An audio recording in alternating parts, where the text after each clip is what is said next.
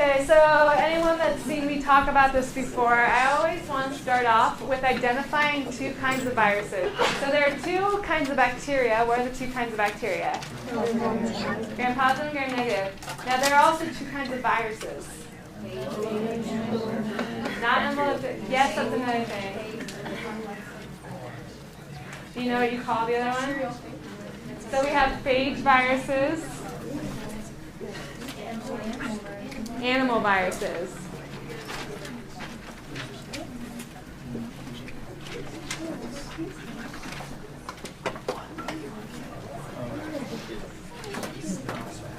Now, what word do they both have in common? Virus. What's a virus? Obligate, intracellular. Not dead, so it's never alive in the first place.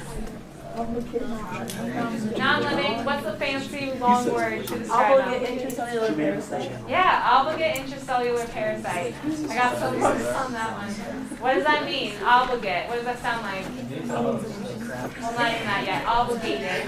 So obligate, intracellular, inside a cell, and then parasite. Yeah, so it lives off of something else. Anything that's parasitic, it can't live or replicate unless it's within a host.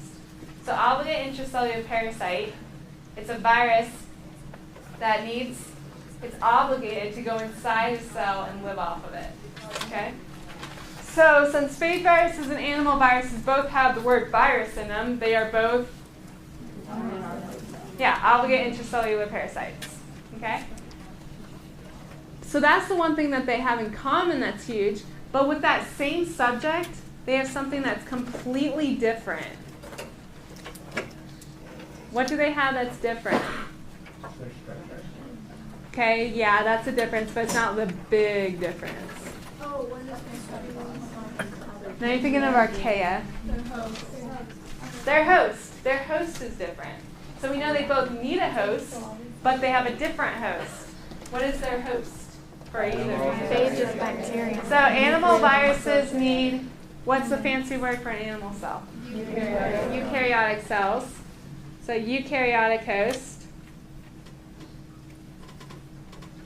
What about phage viruses? Yeah, right. Prokaryotic host.